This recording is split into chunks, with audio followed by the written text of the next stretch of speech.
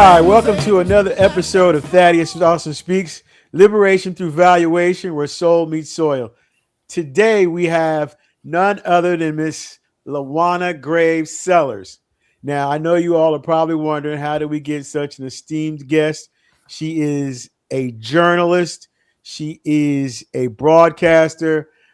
She is so many different things. She's over the Lowcountry Gullah Foundation. She does legacy and working with the Gullah community in Hilton Head. And so I'm just really excited about learning more about the Geechee cultural preservation work that she does and how it ties in to what we do with Heirs property. I had the pleasure of meeting her last year in an Heirs property training session. So we'll talk a little bit about that. I had the opportunity to teach a class and meet her, and we actually sat next to each other. So we got to have a lot of conversations, and she promised that she would come on to the show. And so, being a lady of her word, here she is. Welcome, Luana. Thank you so much. I'm so excited about our being able to make this happen. Well, we tried. I know you are so busy, but I was relentless like a little pest, and you finally relented. So thank you. Happy to be here. And also, I was telling Rick earlier that I'm in the middle of two seasoned media professionals credentialed, and man, I just hope I don't mess up and embarrass you all too bad. It's all good. So tell us a little bit about the Lowcountry Gullah and what it actually is. So growing up, I had two great aunts who would call themselves Geechee, but they never told me what they meant by that or what our family connection to that culture was. And to be honest, I didn't even know anything more than what it was called at that time. And so fast forward several years, I wound up moving to Hilton Head Island, where I started to do some writing on the Gullah culture. I didn't know at the time that I was actually writing about my own culture. And so that essentially started my career in writing as a cultural preservationist and influencer. And so fast forward a little bit, I was also simultaneously working with the Native Island leadership on Hilton Head, which comes straight out of the Gullah tradition of having elders who were meeting and responsible for the community at large and issues in front of it. And one of the issues was heirs property and land loss. And so that's how I got involved in that. And so as I was doing the writing on the Gullah culture, I realized that I could not do the culture justice if I was not also preserving and protecting historic Gullah land. And so that's what Lowcountry Gullah is. It, on one side, it's two nonprofits. One of them tells the story of Gullah culture and educates people. And the other one is the foundation that helps people with heirs property issues in all of the ways that they need to hold on to their land. So what I found so interesting and fascinating about what you said is one of the things that we talk about and emphasize in our heirs property training is intergenerational communication. So all these years you heard your mother and your aunt talking about it, but you didn't realize how significant the culture was till later in life. So what I have been advocating for is that we start having these conversations at the family reunion, before the apple pie, before the fan dance, before the potato salad, and make it a part of the business and get away from our cultural abnormalities about being in grown folks' business. This is everybody's business, and you need to know and learn. Just think about how much more you could have absorbed at a younger age if you had known it. What do you think about that? Well, see, that's really, I'm so glad you put it that way, because that's really the foundation of my story and my work. Because as a child, my sister and I would always have this debate over, she called herself African American and I called myself Black, but to me, that was just a color. And so I was always searching for a sense of identity that made sense to me. And so through my writing, what I found, and if I knew as a child what I know now, oh my God, I mean, my life would have been completely different, because now I have a sense of grounding in who I am, where I come from, what my history is, who my people are, what they struggled with so many different issues and information that I didn't know. And that is what fuels my fire, that fuels the work that I do, because I know that there are a lot of children out there who are lost like I was. But what I've also found is that there are a lot of adults who are still lost and looking for the identity and connection to a culture that we didn't know that we have. I mean, Black is not a culture, you know, I mean, in the general sense, I mean, I guess it's been made into that. But if you're Italian, you know, you don't say that I'm white and that's my culture, being white. You say you're Italian. And so for me, being a Gullah Geechee has really given me that grounding and connection to who I am and where I belong and where I need to go. That is so powerful that you say that, because the big thing that everybody identifies with a landmass, and Black identifies like our history started here in slavery, which it didn't. So you being the Gullah Geechee, um, there's so many different layers, and you talk about, and we still deal with the colorism all the way through, and it affects and impact us to this day, and it gets back into assimilation into a culture that we were not voluntarily uh, bought into. We were involuntary and brought here, and then made to give up our identity and lose our identity. But that is so critically important. And then the land that you were given was considered not to be fertile land. It was sandy, it was wet. But like always, we take something out of nothing and make it something beautiful that everybody wants and then wants to appropriate. And I'm sitting here thinking, and just so my mind is racing, and I'm trying to slow down and breathe because of what you just said. And being light skinned amongst us, we still dealing with that stuff. So I was talking to somebody, it's in my yoga class, who's from New Orleans, and she had taken her sons to New Orleans, and somebody referred to her as red, and her son was like, "Who we talking about?" And she said, "That's what they call us, red bone." So it's short for red bone. And then being in the Gullah, do you have that same level of identity? Is the Gullah considered lighter skin, or I thought the Gullah was considered darker skin, more African? And then you all have been able to keep your identity and culture, which is amazing. And what's more important than keeping the culture and developing the land? So I'm gonna let you go however you want to go. You know, I'm trying. We're gonna do this a multiple times, so you got to come back, or I'm gonna come on your show so we can continue this conversation. It's all good, and you gave me a lot to unpack there. So for people who don't know, a Gullah Geechee is the direct descendant of an enslaved person.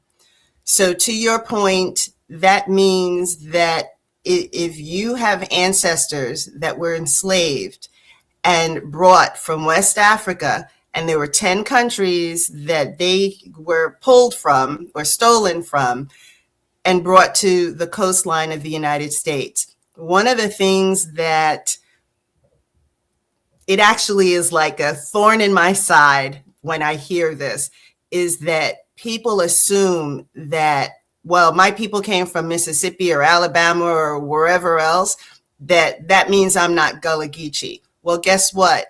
Chances are you are Gullah Geechee, because Charleston was the largest slave port in the United States, and the majority of those enslaved people came through Charleston, but they were taken to Mississippi. They were taken to Alabama. And I'm sure you know that a lot of people were moved all over the place.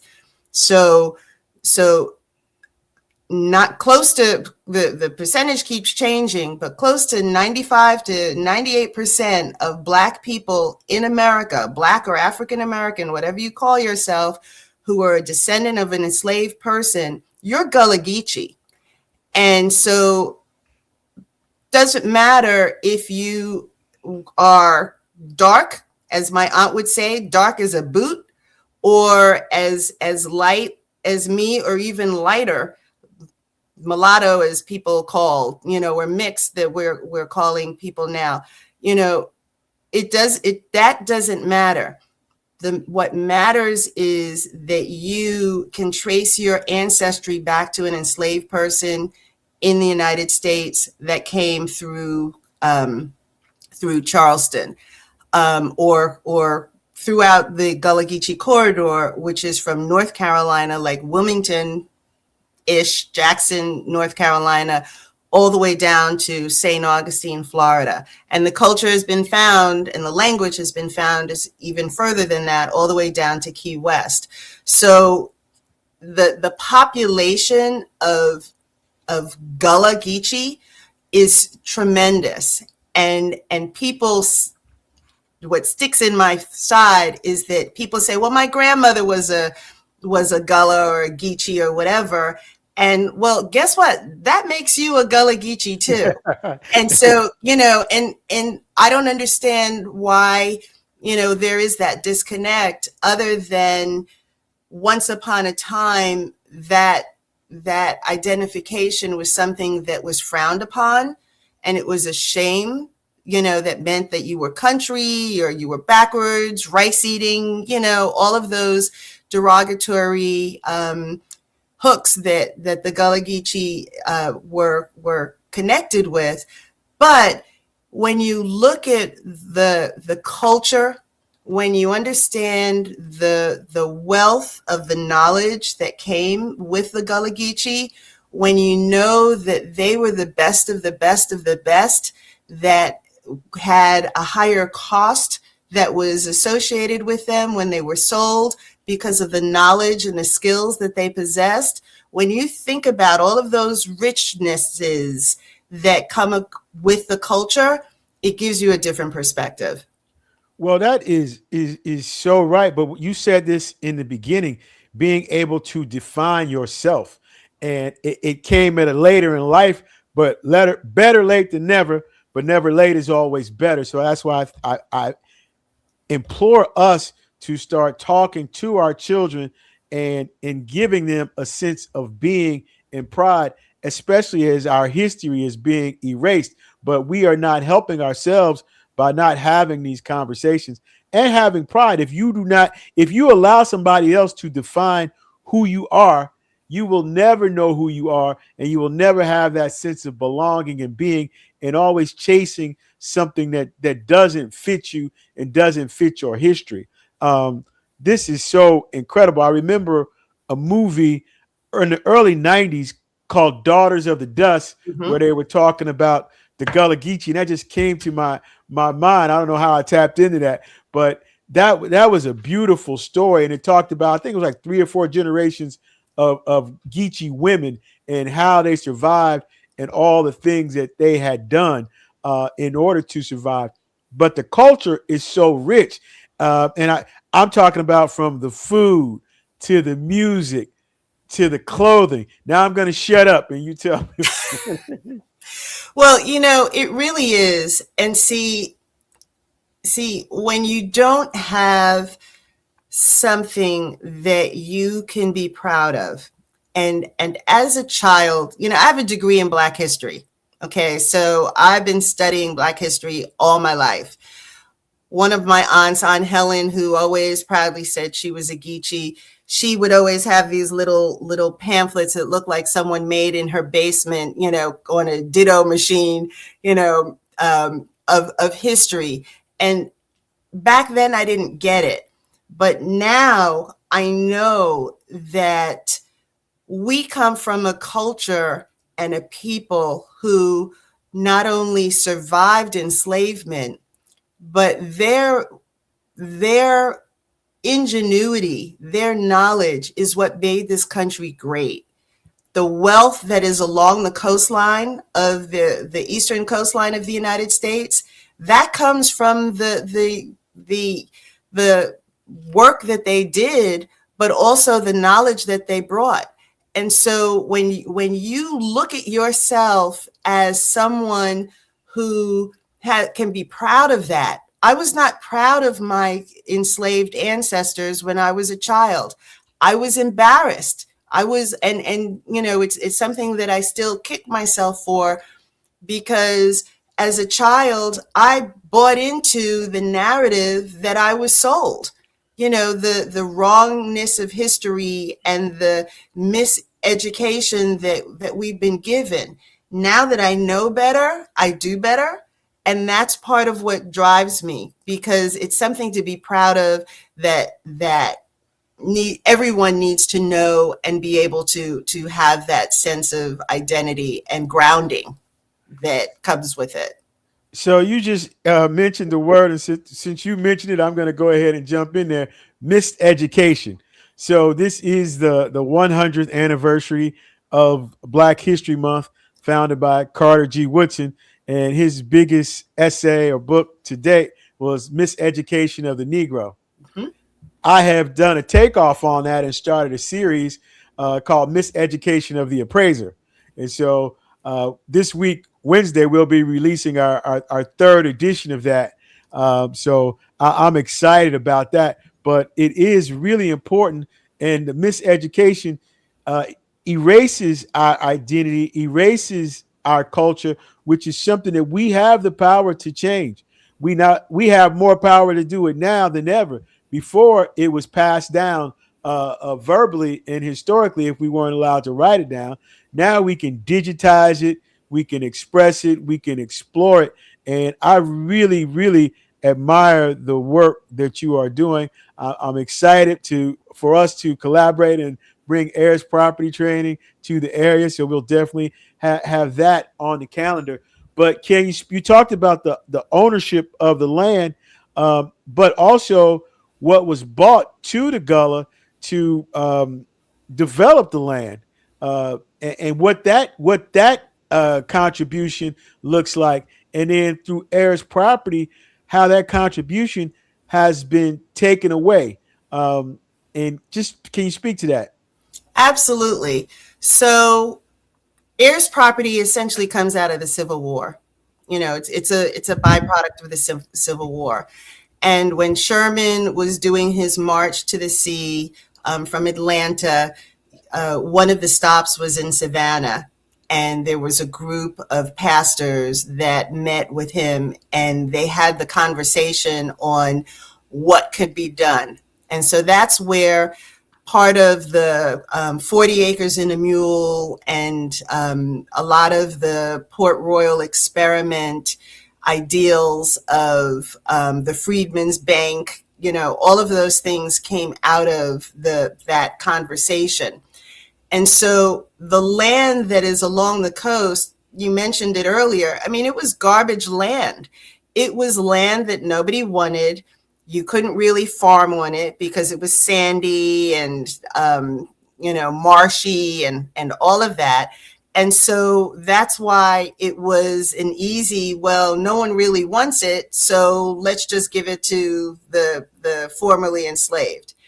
And so that's why the land along the coast is where a lot of the Gullah continued to stay.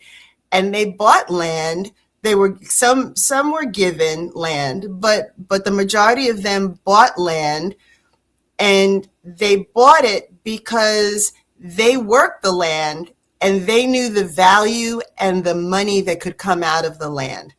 And they also recognized the stability, the power, the comfort, all of those things that owning land today comes with. And so for the Gullah, development, tourism, gentrification, all of those things is what has become detrimental to being able to hold on to the land. So for families that have held land for 150 years or whatever the number is, they're struggling right now to hold on to it, because if my family has had this property in the family for all of that time, but down the street someone builds a house, or what I call McMansions, my taxes will go up. Mm-hmm. I had a woman who came to us. She was 96 years old. She and her husband had been living on this property and having the family land in the family for years. He passed away, and all of the discounts and protections that were there were erased when he passed away. Their property was being assessed at 4%. It went to 6%. Homestead went, everything went. So the $440 a year that they were paying in taxes, all of a sudden that went to $2,500 a year. In her 90s, she can't afford to take care of that. And that's one of the biggest problems that people have. That, I mean, you're in real estate. I mean, you do comps in the neighborhood. And so, when something new comes in and the value changes in the neighborhood, the value changes for everybody. So the assessment on that property then changes and the taxes go up. And so a lot of families are struggling to hold on to their land just because someone moved in down the street that wasn't there before and built a new house. And so between things like that and just having heirs property as another complicating component of the scenario, that's where the land is being lost. Well, that's where the education is so important, that in the work that we are doing. You said a mouthful. One of the things that we've also worked on is the number one tool in wealth preservation is reconsideration of value. And that works both ways, especially when people are being overtaxed. So that's considered a tax appeal. So there should be some protections built in for existing legacies that are already there, as opposed that's part of the tax problem structure. But the Uniform Heirs Property Act was probably like 12 years old. Maybe it's only been around since since that, yeah. But that is a little bit of protection and help. But we really have to be proactive in preserving these legacies through education, seminars, helping folks guidance to structure trusts in order to be able to pass this on generationally. One of the other things that you all were able to preserve is your culture based on being isolated on the island. So I think that was beautiful and insulating. But the other piece is when you own the land, you also can secure food sovereignty. So you can get sustenance out of the ocean. You can grow on the land. And again, I got to slow down and breathe because I'm really excited and want to keep everything moving. So I'll let you jump in there and handle that. Well, you gave me a couple of things that I'd like to unpack. First of all, you're right. Because they were isolated on the islands, they were able to maintain the traditions and the culture. And that's the difference between the enslaved people in, say, Mississippi or Alabama versus the Gullah. There was a different kind of slavery that existed. In Mississippi, Alabama, anywhere else, there was a chattel slavery, which was you have to do what I tell you to do all day, and then you wake up and you do it again. On the islands, it was a task system which gave them more latitude because the enslavers didn't want to stay here. It was too hot, it was too buggy, it was too disease ridden and things like that. So that's why they were able to hold on to the traditions. But, you know, those are the kind of educational things that are necessary to change the problem. And you're right, the laws and workshops and education, those are the things that are really pivotal to my work.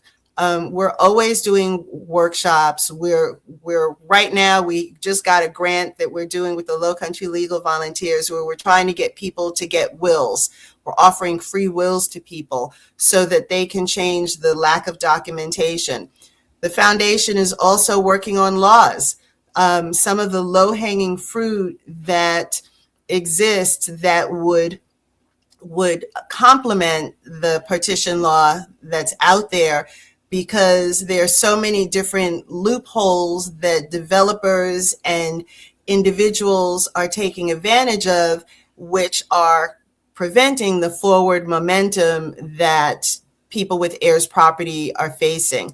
So, you know, there's a lot of moving parts, but at the core of it is education, and it's education for the people who are Gullah or are facing heirs property issues, but it's also for the community as a whole, because if the greater community does not understand or appreciate or have empathy for the needs and the struggles that people are having, then that's part of the loss of that battle that people are experiencing.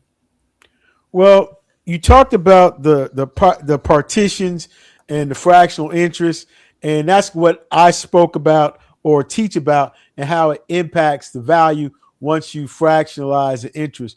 Was that training helpful to you that we provided, and did it add a different perspective? Because all the trainings that I've been to, they talk about the loss of value, but nobody quantifies it. Well, that's until I showed up, and then We showed up, yeah.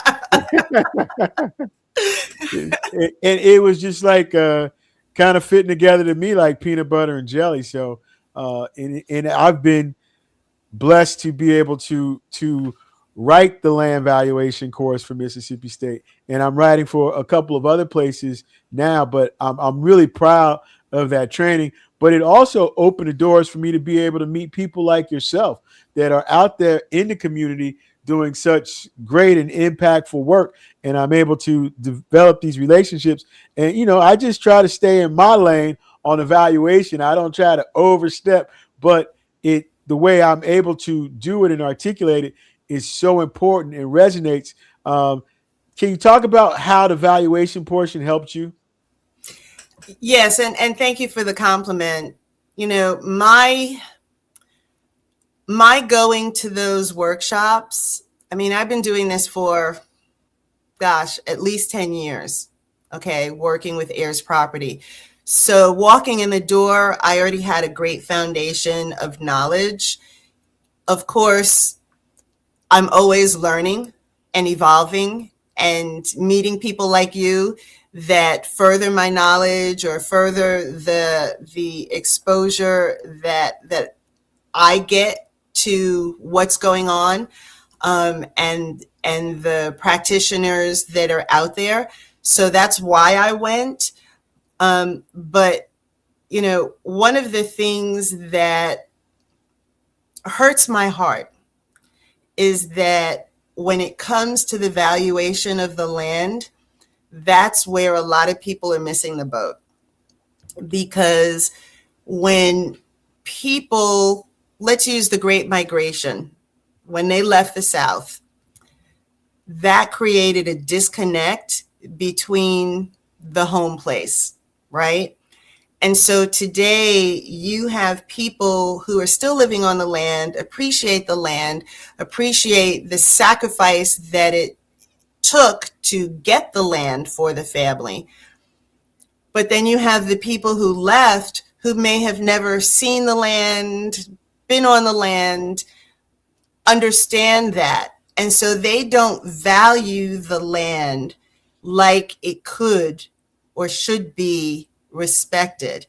And so that disconnect is part of the problem, because if I'm a developer and I walk in the door and wave $10,000, $20,000, whatever the amount is, could be $5,000 in somebody's face who's never been on the land, they won't appreciate that loss of the land versus someone who has a greater connection to it. And that's what's happening.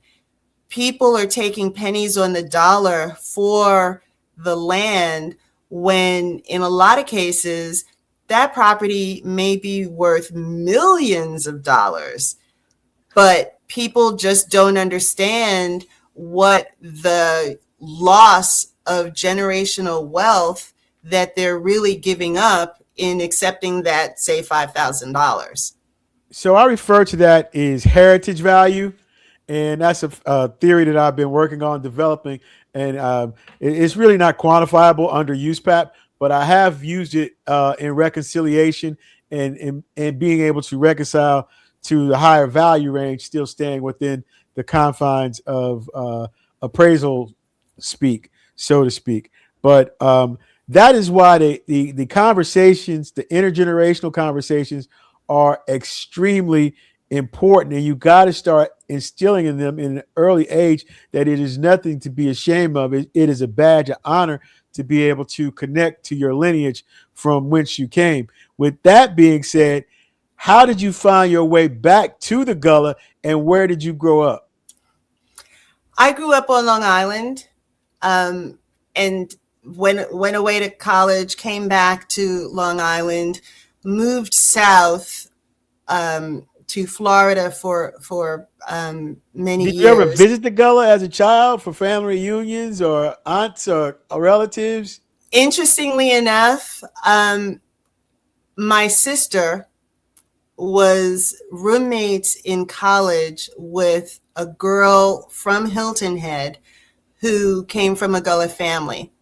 See, all of these little breadcrumbs never connected for me. So since I was about 10 years old, I'd been coming to Hilton Head and was familiar with Hilton Head. It was like a second home. You know, when I had children, I was bringing them to Hilton Head. So I was always coming here, but I never made the connection to the culture until I started writing about the culture. And to be honest, I didn't even want to write about the culture. I was looking for something to do, and I went to this magazine, Hilton Head Monthly at the time, and they needed someone to write for the February edition that was coming up. And I didn't even want to do it. And they kept pushing me to do it. And so I said, okay, fine. I'll do it. I didn't realize that pressure was God putting me in the place where I am. And that was the beginning of not only my writing career, but all of this. Because when I founded Lowcountry Gullah, that's when I founded the foundation. And we were working, backroom conversations. What year was that? 2019. We were having all of these actually me working in the Heirs property. That was like 2016 was when I started the writing and working on it. 2019 is when I made it into an official nonprofit. But if it had not been for me being pushed to do that writing, I would not be doing what I'm doing right now.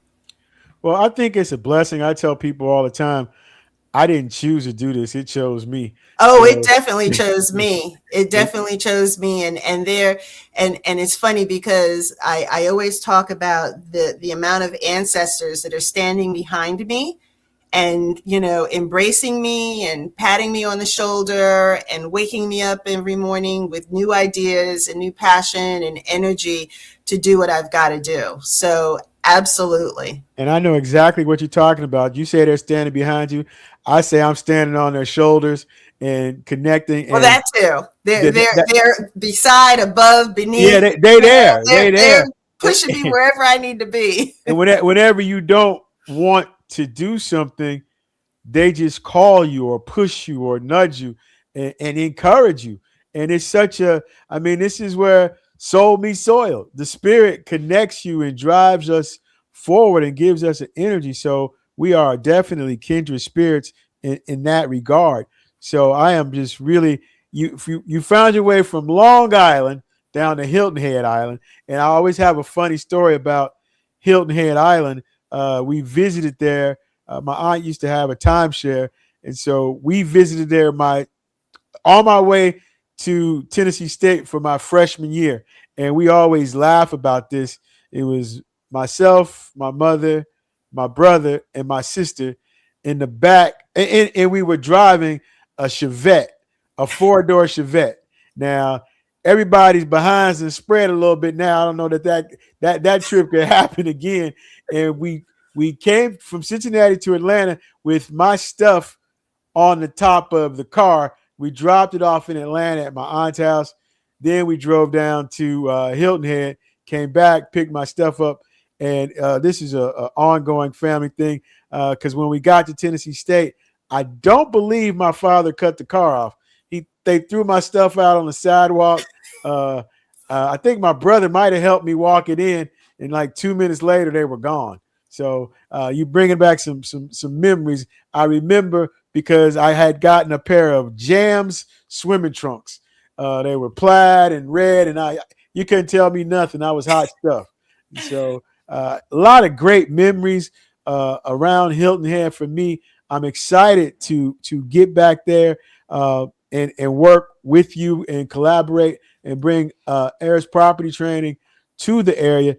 Is there anything else you want to share or tell our listeners? I know there's so much that I want to cover, and I'm just trying to just stay here, stay in the middle. So, well, we can always do this again. But you're talking about your Hilton Head story, and it's funny when I moved to Hilton Head, my friends were like, "I can't believe you're moving to South Carolina." And I kept saying to them, I'm not moving to South Carolina. I'm moving to Hilton Head. There's a difference. But fast forward, I didn't realize at the time that South Carolina really is my home, that my people were from Georgetown, my Catherine and George Ward, who were enslaved on a rice plantation in Georgetown, or that Caesar Ravenel, who was a Union colored troop soldier, he was on Hilton Head. And so I never understood the pull that Hilton Head had for me until I realized and started doing the work that I'm doing. And so, everything is kind of full circle as far as who we are and what we were brought here to do. And that's why it's important to figure out who you are and where you come from, because it's when you know things like that it gives you a greater sense of purpose and place that you will not have had before that. And it's life-changing. It's just life-changing. And it's so important to be grounded, but to also be in your purpose and then be able to connect it to the land. Man, I'm just really, really excited, overwhelmed, trying not to scream into the microphone here. We got to get me on your show sooner than later. We got to get you back. We are too close to not make this thing work. So we will be starting traveling again, I believe in April. I'm building out the schedule now. So I think we got to have at least 2 trips this year to Hilton Head. And I'm excited to be able to put that together. By the way, well, first of all, once upon a time, we talked about my coming up there and doing something, which I'm still totally open to do. But in your travels down here, and to whoever's out there listening, our annual fundraiser is coming up. It's June 4th and 5th. It is called Sankofa Nights, and it is how we raise the money to be able to do what we do in helping people to not only pay their taxes, but unravel those heirs property issues. So you got to come to Sankofa Nights. Hey, I'm there. Send me the dates, I and we will. will start promoting it as much as possible, and we will definitely be there in any way that we could help. I'm there, and yeah, we definitely want to get you up here as well. So we'll be working on all of the above. Sounds like a plan. Sounds like a plan. I mean, even if you don't have heirs property, like I said earlier, if you can just understand and develop an appreciation for what people are going through, that is the first step. It's the first step. Well, once you get exposure, then you can work on the expansion. So Exactly. that's how we try to approach any and everything. So, Luana, thank you for coming on to our show. Thaddaus Dawson Speaks, Liberation Through Valuation, where soul meets soil. We talked about freedom. We definitely talked about where the soul meets the soil. And this is the epitome of that. One more thing before we close. I want you to give that statistic again about how instrumental and foundational the Gullah Geechee is to the culture, even if folks are in Mississippi or as you found your way up to New York. 95% of everybody came through South Carolina. Can you just talk about that? And then I'm going to let you go. So the new International African American Museum in Charleston, when they were doing their research, they first came out with the statistic, and this has been several years, like 3-4 years or something like that. The percentage was about 84-85%.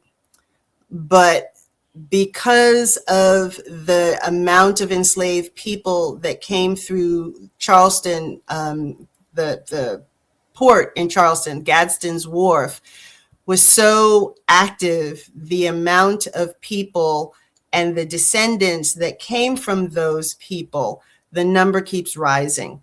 And so it's changing all the time. But the last I've heard is about 95%. And 40% of those people in the United States that are Black or African American can connect themselves back to South Carolina. And 40%, so you said? 40%. So, between those two numbers, I mean, that's a huge percentage of the population. We're talking millions. We're talking at least 4 or 5 million people that can connect themselves back to the culture. And, since I'm throwing out numbers, 90% of Black land loss in the United States is from heirs property. So, yes, it's prevalent in 11 of the southern states from Virginia to Texas, but it can also be in Oklahoma and Oregon and whatever, because that's what we did.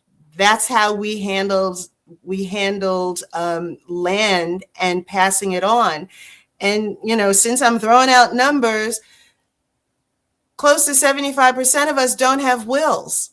So, we need to not only learn more, be more educated, but we also need to get our financial and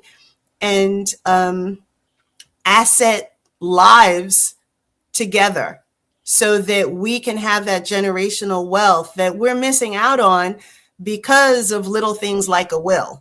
Or I don't want to speak to cousin Johnny because he pissed me off last month or 10 years ago, or, took my toy when I was a kid. All of those kind of things are things that we can get over because it's important. It's important for the next generations, for the current generations and the next generations. It's extremely important. And what you just said was over close to 75% don't have wills, but then also over 65% of all our wealth is in real estate. So Exactly. if 75% of us don't have it, we're not being good stewards over what we have. And then to your point, as far as generations, we're going through the largest transformation of wealth in history, $106 trillion, and Black people are participating in less than $3 trillion of that transfer over the next 20 years because of undervaluation, displacement, and a whole bunch of other factors. That number realistically should be closer to $15 trillion. So Exactly. what we are fighting for is reconsideration of value. What that does is arrest the erosion of the current wealth as it exists. So that is what we are fighting for, and that's the mountain that I'm standing on. And that is going to be a final note for us to be able to close. Can I just say one more you thing? can say 10 more things if you want to. Don't get me started. But, based on what you just said, that number and how much we're missing out financially, a lot of the time, young people, and I'm talking to you right now, yes, it's important for our elders to have a will, but it's also important for young people. I don't care if you're 20 years old. If you've got a job and $100 in your pocket, or you have $10 in your pocket, you need a will too, because that may be what you have in your pocket today, but in next month or next year or 10 years from now, you can have more money. And so that will protect the money you have today and the money that you have in the future, as well as who is going to get what you have. Because if you don't want someone who's sitting behind the bench with a robe on to say your property is going to this place instead of where you really want it, then you need to get a will. I'm done. Well, that is an excellent ending, and I'll just add a little bit to that, is that the young people should be able to talk to the old people, that just in case they are inheriting it, they know what their wishes are. Exactly. So those are tough conversations that nobody wants to have, but you know who your children are, and you know who's responsible, who's not responsible. So don't leave it to chance. Might as well Get nosy. Hurt their feelings now, and everybody is clear about what the intention is, so everybody doesn't have to start fighting later on after you're gone and you have no say-so in it. Absolutely. With that, absolutely. You got the last word with absolutely. So Rick, we're gonna close the show out. Thank you. Oh, don't forget to like, share, subscribe. Luana, tell them about your podcast and where they can find you. So everything is Lowcountry Gullah. The website, lowcountrygullah.com, for the educational, everything Gullah. For the foundation is lowcountrygullahfoundation.org. The podcast is Lowcountry Gullah. You can find that on the website, or anywhere that you like to listen to your podcasts. You can find me there. You can find me on YouTube. You can find me on social media, Facebook, Instagram, TikTok, Threads, you name it. I'm out there. So I'm not that hard to find, but get engaged. I will guarantee you that learning more about who you are will change your life. You can find her like, what's the lady? Luana, is it Adams? Adams, the singer. You can get there by Airway, Trailway. I'm going to start using that. I like that. Just get there. Just get there. That was it, yeah. That is perfect. Yes, just get there. All right. Thanks again. Thank you so much. I'm very, very thankful and grateful, and I look forward to working with you in the future. Absolutely. Thanks so much for having me. I appreciate it. Moving, don't get left behind.